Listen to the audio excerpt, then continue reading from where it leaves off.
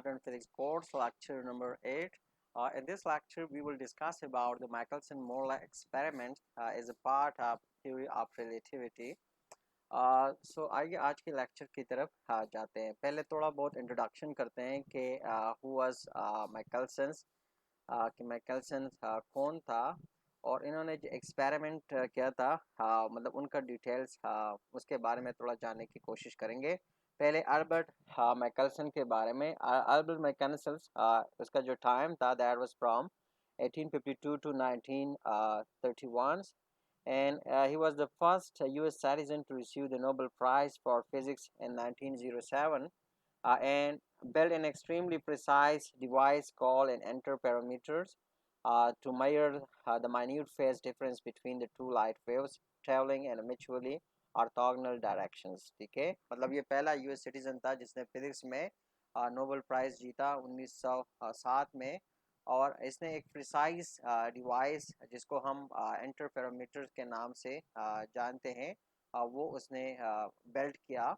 और ये डिवाइस इसको एक माइन्यूट फेज डिफरेंस जो दो लाइट वेव के बीच है जब वो म्यूचुअली ऑर्थोगोनली वो ट्रेवल करती है उसके लिए इस डिवाइस को इस्तेमाल किया जाता था और अभी भी इसको इस्तेमाल किया जाता है।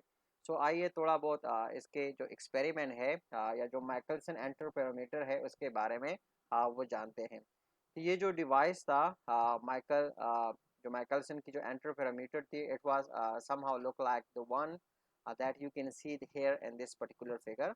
ये जो डिवाइस था इसके जो मेजर पोर्शंस थे या मेजर पार्ट थे ये बिल्कुल इसी तरह के थे जिस तरह के आप लोगों को इस फिगर में दिख रहा है। ठीक है, so it was consist of A monochromatic light source. यहाँ पर आप लोग को देख सकते हैं वो मोनोक्रोमेटिक लाइट सोर्स से मतलब उसको एक स्लेट के से मतलब उसको लाइट को पास किया जाता था। ठीक है, फिर यहाँ पर दो मिरर लगे होते हैं, that is mirror M1 and mirror M2। ठीक है, और जो मिरर M1 ये जो मोनोक्रोमेटिक लाइट सोर्स था यहाँ से जो बीम जाती थी, अब इस बीम और मिरर M1 के दरमियान जो डिस्टेंस है या हम कहते हैं कि यहाँ पर ये जो बीम है, ठीक है, इससे और मिरर M2 के दरमियान जो डिस्टेंस है मतलब ये क्या है। सो फर्स्ट यहाँ पर आप देख सकते हैं कि मिरर M1 और ये जो बीम है इसके दरमियान ये जो ऑरिजिन है एक ऑरिजिन पे आके यहाँ पर पार्शियली सिल्वर मिरर वो पड़े हैं, that is mirror A and mirror B।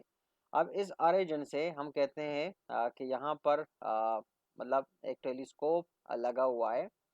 ठीक है, और इस टेलीस्कोप से मतलब जो फेस जो थोड़ा बहुत फेस डिफरेंस आ रहा है दैट वो उसको ऑब्जर्व किया जा रहा है। ठीक है, सो अब यहाँ से जो टेलीस्कोप है वहाँ तक जो बीम आती है, इस बीम और जो मिरर 1 है इनके दरमियान जो लेंथ है that is been denoted as optical length L1। ठीक है, और जो मिरर 2 है और जो सोर्स लाइट यहाँ से गुजर रही है उसके दरमियान जो लेंथ है that is been denoted as optical path length L2। ठीक है, और जो इधर डेप्थ है that is been denoted by V। ठीक है, बी रिमेंबर कि यहाँ पर हमारे पास जो मतलब है ये जो मिरर है they are partially silver mirror. ठीक है, A1 और जो सॉरी A और B है ये क्या है ये हमारे पास पार्शियली सिल्वर मिरर है। ठीक है, अब यहाँ पर हम इस जो अपरेटस है उसको डिस्क्राइब इसको कैसे करेंगे कि यहाँ पर हम कहते हैं कि A, ठीक है, ये है ये जो पॉइंट A है, पॉइंट A, ठीक है, जिसपे हमारे पास पार्शियली सिल्वर मिरर मतलब एक रखा हुआ है। ये ऑलमोस्ट ऑलमोस्ट जंक्शंस है। ठीक है, मतलब यहाँ पर देखे बिल्कुल एक क्रॉस या ऑरिजिन बन रही है इस पॉइंट पे। तो ये जो पॉइंट ए और सी है यहाँ पर ये जो लाइन बन रही है ए सी, ठीक है, is parallel to the motions of the earth. ठीक है, ये जो पॉइंट ए एंड सी है यहाँ पर इसको जब खींचा गया इसको अरेंज किया गया है। So it is such that this line is parallel to the motion of the earth inducing an ether wind. ठीक है, कि ये बिल्कुल ये जो लाइन है ऐसी लाइन है ये अर्थ के मोशंस के बिल्कुल पैरेलल है। ठीक है, and it is assumed to induce an ether wave। ठीक है, और इसको ऐसे एज्यूम किया जा रहा है कि ये क्या है, कि ये जो ईथर वेंट है उसको ये इंड्यूस कर रहा है। अब सेटअप में हम क्या कर रहे हैं कि light from the source S is split by mirror A, ठीक है। अब यहाँ पर सोर्स से जब लाइट आती है और इधर इस मिरर ए पे पड़ती है, ठीक है, तो मिरर ए उसको स्प्लिट अप करती है, ठीक है। यहाँ पर सोर्स से लाइट आती है, इस मिरर ए पे पड़ती है, सो मिरर ए इसको स्प्लिट करती है। तो एक पोर्शन जो है वो क्या करती है, एक पोर्शन सी की तरफ जाता है, जैसे सी इज मिरर वन, ठीक है, और कुछ पोर्शन जो है वो डी की तरफ जाती है, दैट इज मिरर M2, मतलब दो मिरर है। सो मिरर ए से एक पोर्शन सी की तरफ और एक पोर्शन डी की तरफ जाती है, और दोनों जो मिरर है just like you can observe कि आप उसको देख सकते हैं कि मिरर वन M1 और मिरर M2 ये दोनों एक दूसरे के क्या है, एक दूसरे के परपेंडिकुलर डायरेक्शंस में है, ठीक है। अब ये जब लाइट इधर आके मिरर M1 के साथ टकराती है तो उसके बाद ये रिफ्लेक्ट होके वापस पॉइंट पे आती है। सिमिलरली ये जब मिरर M2 के साथ भी टकराती है तो इससे रिफ्लेक्शन के बाद ये वापस इसी पॉइंट पे आ जाती है, ठीक है। So after reflection the beam recombine again at a slightly out of the patch due to ether wind, ठीक है। अब यहाँ पर हम कहते हैं कि यहाँ पर जो लाइट है वो इस पॉइंट पे स्प्लैट हो जाती है, इधर मिरर के साथ मिरर M1 और M2 के साथ टकराती है, और टकराने के बाद ये रिफ्लेक्ट होके वापस पॉइंट ए पे जाके वो रिकम्बाइन हो जाती है।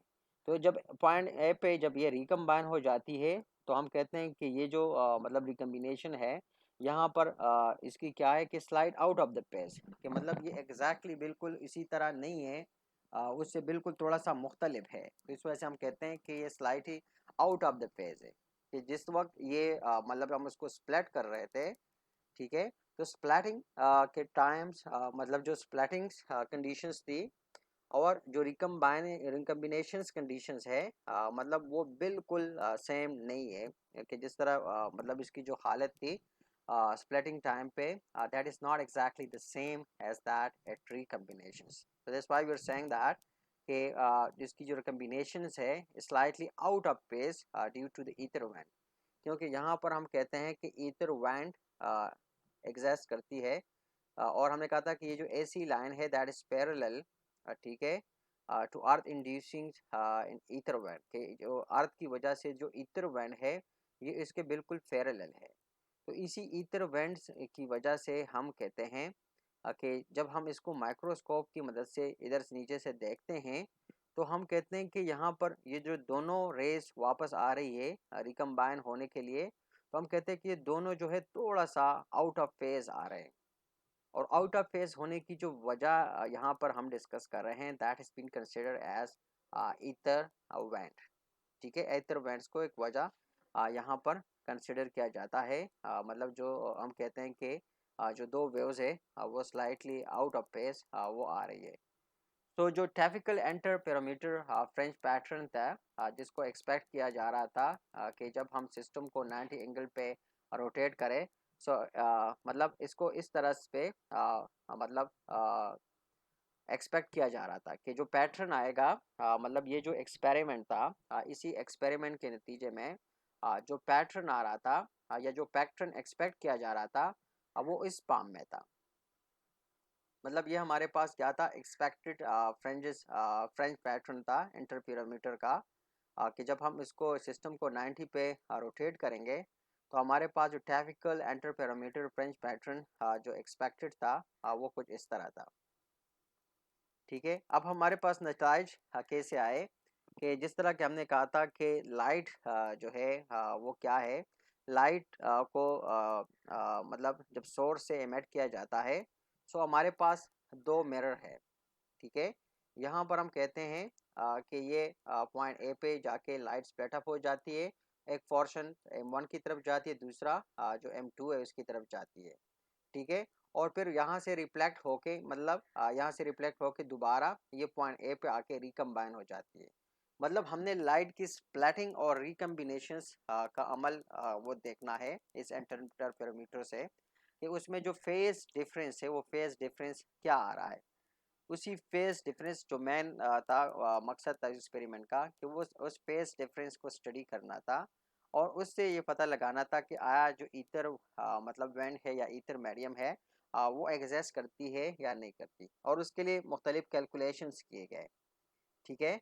सो टिपिकल पैरामीटर फ्रेंच पैटर्न था जो एक्सपेक्टेड था कि जब हम उसी सिस्टम को 90 एंगल पे रोटेट करें तो वो ये था, ये एक्सपेक्टेड रिजल्ट थी। ठीक है। अब कैलकुलेशंस क्या थी कि हम एज्यूम करें कि हमारे पास जो गैलीलियन ट्रांसफॉर्मेशन है, by utilising the Galilean transformations the analysis was look like this. ठीक है, कि वो जो एनालिसिस थे या जो कैलकुलेशन थी वो कुछ इस तरह थी, और उसके लिए कैलकुलेशन के लिए हमने क्या किया, गैलीलियन ट्रांसफॉर्मेशन को यूज़ किया। ठीक है, और गैलीलियन ट्रांसफॉर्मेशन में हमने एज्यूम किया कि टाइम थी 1 from A to C and back, कि हमने कहा था कि पॉइंट ए पे लाइट जब सोर्स से निकलती है और पॉइंट ए पे आती है, तो हमने कहा था कि पॉइंट ए पे जो लाइट है वो दो पोर्शन पे स्प्लैट हो जाती है, एक सी की तरफ जाती है और एक डी की तरफ। फिर हमने कहा था कि वहाँ से लाइट वापस फिर पॉइंट ए पे आती है। तो यहाँ पर ये हमारे पास टाइम T1 जो है ये बेसिकली टाइम को डिनोट करती है कि जब लाइट पॉइंट ए से सी तक जाती है। ठीक है, सो ये टाइम है, और ये टाइम मतलब है कि जब सी से वो बैक ए पे आती है। तो total time from A to C and back, ठीक है, कि ए से सी तक जब लाइट जाती है और फिर सी से बैक ए तक आती है, so this is the total time. इसको थोड़ा बहुत कैलकुलेशंस करके आप उसको सैम्पलीफाई करें, सो you will get this equations. थोड़ी सैम्पल मैथमेटिक्स आप करें, ठीक है, so you will get these relations, or the same process you should repeat for what, you should repeat for time 2। ठीक है, time T2 from A to D and back. ठीक है, तो अब जब ये कैलकुलेशंस करोगे just like you did for this one, so you will get this relations, आपके पास रियल रिलेशन आएगी। और इसी से आप क्या करोगे, simply you can calculate the time difference. The time difference is T2 minus T1 and that you denote by delta T। अब ये टाइम डिफरेंस आप फाइंड आउट करोगे, so you will get this relation that is 2 over c and 2 L2 divided by under root 1 minus v square over c square minus L1 divided by 1 minus v square over c square. ये हमारे पास time difference वो आएगा। ठीक है, now दूसरा step क्या है analysis में, कि अपॉन रोटेटिंग द अपरेटस। अब एक आपने टाइम डिफरेंस को नोट कर लिया, उसके लिए इक्वेशन डिराइव की, अब हम अपरेटस को रोटेट करेंगे। So upon rotating the apparatus, the optical path length and wall and L2 are interchange। जब हम apparatus को rotate करेंगे तो जो path length है L1 और L2 ये आपस में interchange हो जाएंगे, producing a different change in time। ठीक है, और इससे हमारे पास एक और टाइम डिफरेंस वो आएगा। मतलब उसी के लिए आप सेम पैटर्न को यूटिलाइज करोगे, जिस तरह हमने पहले कैलकुलेशंस की उसी के मुताबिक आप जो टाइम डिफरेंस है वो कैलकुलेट करोगे। So you will get that equal to 2 by c and two L2 divide by 1 minus v square over c square minus L1 under root 1 minus v square over c square. तो ये हमारे पास मतलब जो time difference है उस condition में जब हम क्या करते हैं, ऑपरेटर्स को रोटेट करते हैं। ठीक है, अच्छा, सो दस the time difference between the two rotation is given by. फिर जब हम टाइम डिफरेंस को निकालेंगे तो जो दोनों मतलब है रोटेशंस है उनके दरमियान जो टाइम डिफरेंस होगा वो क्या होगा। ठीक है, मतलब जो दोनों रोटेशंस है उनके बीच हम जो टाइम डिफरेंस है वो फाइंड आउट करेंगे। That is you have to subtract delta T from delta T dash. ठीक है, अब इससे आप टाइम डिफरेंस निकालोगे और यहाँ पर आप बाइनोमियल एक्सपेंशन के जो रूल्स है बाइनोमियल एक्सपेंशन के वो अप्लाई करोगे। तो बाइनोमियल एक्सपेंशन के लिए आपने ज्यूम करना है कि v by v over c is very very small than 1। ठीक है, यहाँ पर इसी रिलेशंस पे आप बाइनोमियल एक्सपेंशन के रूल जब अप्लाई करोगे और ये कंडीशन पुट करोगे, ठीक है, और इसके बाद थोड़ा सा इसको सिंप्लीफाई करोगे, so you will get the difference that is delta T dash या delta T prime minus delta t approximately equal to v square N2L1 plus L2 divided by c cube. ठीक है, ये रिलेशन हमारे पास निकल आएगी। अब ये रिजल्ट है, ठीक है। अब इस रिजल्ट में हम क्या करेंगे, using the earth orbital speed as v is equal to 3 × 10⁻⁴ metre per second. अब ये हमारे पास रिजल्ट आया, ठीक है। अब इसी रिजल्ट्स के अंदर हम क्या करेंगे, इसके अंदर वैल्यू पुट करेंगे। वैल्यू क्या है, v की जो वैल्यू है, v is basically the orbital speed जो कि है 3 × 10⁻⁴ मीटर पर सेकेंड है, together with L1 is equal to approximately equal to L2 that is equal to 1.2 metre. ठीक है, so the time difference become, वो जो टाइम डिफरेंस है that will be equal to delta T prime minus delta T is approximately equal to v square N2 L1 plus L2 divided by c cube. अगर यहाँ पर ये values आप put करोगे and do the calculation with the help of calculators, so you will get that equal to 8 × 10⁻⁻17 second. ठीक है, तो हमारे पास ये वैल्यू निकल आएगी। So if you look upon the value, ठीक है, so you will see that although a very small number, ये हमारे पास क्या है, this number is very small, ये नंबर वेरी स्मॉल है, बहुत ज़्यादा स्मॉल है, but it was within the experimental range of the measurement for the light waves। ठीक है, लेकिन आपको ये अंदाज़ा होगा कि ये लाइट वेव्स के लिए जो एक्सपेरिमेंटल मेजरमेंट रेंज थी वो उसके बिल्कुल उसी रेंज में लाई करता था, या उसी रेंज में लाई कर रहा था। ठीक है, अब इससे माइकलसन्स ने क्या रिजल्ट निकाले, या क्या अहज़ किया, या क्या कंक्लूड किया। माइकलसन ने जब ये एक्सपेरिमेंट किया, ये कैलकुलेशंस किया, और ये रिजल्ट जब आया, so Michelson noted that he should be able to detect a phase shift of light due to the time difference between the path length, but found none। ठीक है, अब माइकलसन का ख्याल था कि वो इस काबिल होगा कि वो एक फेज शिफ्ट जो टाइम डिफरेंस की वजह से, मतलब वो एक्सपेक्ट करा था कि टाइम डिफरेंस की वजह से जो पाथ लेंथ है उसमें क्या होगा, उसमें एक फेज शिफ्ट वो एक्सपेक्ट कर रहा था। ठीक है, या वो सोच रहा था कि वो ऑब्जर्व करेगा, ये वो या वो मालूम करेगा, लेकिन उसको कुछ भी मतलब उसने उसको फाइंड नहीं किया। ठीक है, मतलब है कि माइकलसन जो एक्सपेक्ट कर रहा था वो मतलब वो नहीं दिखा उसको। ठीक है, so he thus concluded that the hypothesis of the stationary ether must be incorrect। तो इससे इसने ये कंक्लूड किया कि जो हाइपोथेसिस है फॉर स्टेशनरी ईथर वो क्या है, वो इनकरेक्ट है। ठीक है, so after several refit and refinement with assistant from Edward Morley का जो टाइम है 1893 से 1927 तक, अगेन इन नल रिजल्ट्स। ठीक है, उसने अपने एक्सपेरिमेंट को दोबारा रिफाइन किया, कई बार रिफाइन किया, और इस साथ उसने अपने एक असिस्टेंट को एडवर्ड मोरले को भी साथ में लाया, लेकिन अगेन जो रिजल्ट था, रिजल्ट हमारे पास नल आया। ठीक है, सो अब इसने क्या कंक्लूड किया, इसने ये कंक्लूड किया कि ether does not seem to exist, कि ऐसा लग रहा है कि ईथर एग्जिस्ट नहीं कर रही। ठीक है, ये माइकलसन्स की मतलब जो कंक्लूजन्स थी, जो उसने एक्सपेरिमेंट किया था उससे उसने ये कंक्लूड किया कि ऐसा लग रहा है कि ईथर एग्जिस्ट नहीं कर रहा था। ठीक है, सो अब इसके लिए पॉसिबल एक्सप्लेनेशंस है कि मतलब ईथर क्यों एग्जिस्ट नहीं कर रहा, या उसने जो काम किया मतलब उसमें क्या ऐसी पॉसिबल एक्सप्लेनेशन हो सकती है जिसकी वजह से ईथर जो है वो नज़र नहीं आ रहा, या ईथर वो एग्जिस्ट नहीं कर रहा। So many explanations were proposed, but the most popular was the ether drag hypothesis।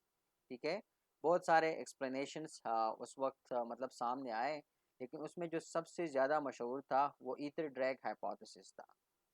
अब ether drag hypothesis क्या था? According to this hypothesis, it was suggested that the earth somehow drags the ether along as it rotates on its axis and revolve about the sun।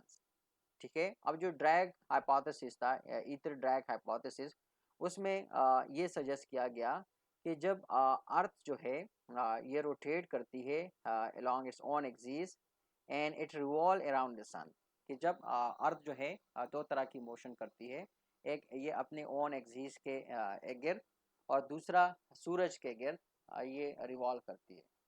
तो ये मतलब suggest किया गया कि ये जो ईथर्स मीडियम है ये अपने साथ उसको ड्रैग करती है, ठीक है, मतलब अपने साथ इसको खींचती है। जब इस तरह की ये मोशंस करती है तो ये जो मीडियम है इसको भी साथ खींचती है। लेकिन इसी नज़रिए को जो स्टेलर एब्रिएशंस है उसके थ्रू इसको कंट्राडिक्ट किया गया, मतलब इसको झूठा करार दिया गया कि मतलब उसे कैसे झूठा करार दिया गया कि मतलब एक मिसाल दी गई कि लेट्स सपोज हमारे पास एक आइसोटोप मतलब एक टेलीस्कोप है, ठीक है, और टेलीस्कोप से जब हम स्टार लाइट की तरफ जब हम देखते हैं तो थोड़ा बहुत हम उसको क्या करते हैं, हम उसको झुकाते हैं, ठीक है, मतलब थोड़ा सा हम उसको झुकाते हैं कि जब उससे हम क्या करते हैं, स्टार लाइट को मतलब देखते हैं, ठीक है। लेकिन अर्थ की मोशन की वजह से हम उसको क्या करते हैं, थोड़ा सा झुकाते हैं ताकि हमें स्टार लाइट जो है वो सही तौर से नज़र आए। अब अगर हम ये कहें कि ether was drag along so this tilting would not exist, तो फिर हमें इस झुकाव की ज़रूरत महसूस ना होती। मतलब हम इस तरह करते हैं कि जब भी स्टार लाइट्स को हम देखते हैं टेलीस्कोप की वजह से, तो हम थोड़ा सा वो जो टेलीस्कोप है उसको थोड़ा बहुत वो झुकाते हैं ताकि स्टार लाइट को सही तौर से ऑब्जर्व कर सकें, ठीक है। और ये हम क्यों करते हैं, ड्यू टू अर्थ मोशन, ये अर्थ मोशन की वजह से करते हैं। अब अगर हम ये कहते हैं कि मतलब कि जो ईथर्स है अर्थ उसको अपने साथ ड्रैग करती है, तो फिर उसका ये होता कि हमें ये मतलब टेलीस्कोप को झुकाने की जो ज़रूरत थी वो महसूस ना होती, क्योंकि अर्थ अगर मतलब वो जो मीडियम है अर्थ अगर उसको साथ ही वो करती तो फिर हम एक ही डायरेक्शंस में टेलीस्कोप को रखे, ठीक है, और स्ट्रेट ही हमें उसको मोड़ने या झुकाने की वो ज़रूरत नहीं होती थी, क्योंकि मीडियम वो अर्थ के साथ ही होता, ठीक है, और लाइट उसके साथ ही, मतलब जो मीडियम साथ है तो मतलब लाइट उसके साथ ही आ जाती थी आसानी के साथ, तो हमें जो टेलीस्कोप है उसको झुकाने की ज़रूरत महसूस ना होती, ठीक है। सो इसके अलावा जो लॉरेंस है और पेट्स गेराल्ड है, उन्होंने भी थोड़ा बहुत इनको स्टडी किया, ठीक है, और जो मतलब है जो पॉसिबल एक्सप्लेनेशंस है उन्होंने भी मतलब थोड़ा बहुत उनको स्टडी करके अपनी suggestion they the. So according to their suggestions, the length L1 and the direction of the motions was contracted by a factor of under root 1 minus v square over c square। मतलब अब इन लोगों की जो Lawrence Fitzgerald मतलब था, उन्होंने जो suggestion दी कि जो लेंथ L1 है, ठीक है, in the direction of motion was contracted, ठीक है, by factor of under root 1 minus v square by c square, कि इसी फैक्टर से जो लेंथ L1 है उनको कंट्रैक्ट किया गया, ठीक है, मतलब लेंथ L1 को छोटा किया गया इसी फैक्टर के तनासब से। अब इसका मतलब क्या है, इसका मतलब ये है कि by making the path length equal to account for zero phase shift, ठीक है, मतलब उसने क्या कहा, उन लोगों ने सजेस्ट किया कि जो लेंथ L1 है डायरेक्शन ऑफ मोशंस में इसको इसी फैक्टर के तनासब से इसको छोटा किया गया, thus making the path lengths equal to account for the zero phase shift। अब इनका जो मतलब थे, जो कैलकुलेशंस थे कि वो कैलकुलेशन का मतलब ये था कि दोनों पाथ लेंथ को इक्वल किया जा सके ताकि हमारे पास जो रिजल्ट आए that for the zero shift, कि हमारे पास बिल्कुल वो रिजल्ट ज़ीरो शिफ्ट पे वो आए, ठीक है। लेकिन बी रिमेंबर कि ये हमारे पास क्या था, ये हमारे पास जस्ट एड हॉक एजम्पशन था that could not be experimentally tested, कि एक्सपेरिमेंटली हम उसको टेस्ट नहीं कर सकते थे।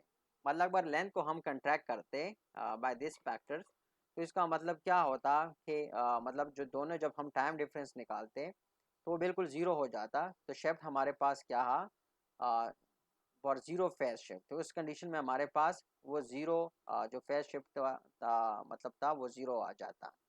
लेकिन ये जो इनकी इन लोगों की जो एग्जाम्पशन थी that was somehow considered as an ad hoc assumptions that could not be experimentally tested, मतलब इसको एड हॉक असम्पशन के तौर पे मतलब कंसिडर किया गया और जिसकी मतलब कोई एक्सपेरिमेंटल वेरिफिकेशंस वो पॉसिबल वो नहीं थी. So that's all we have for this lecture. Thanks for watching. See you next lecture very soon. Till then, bye bye.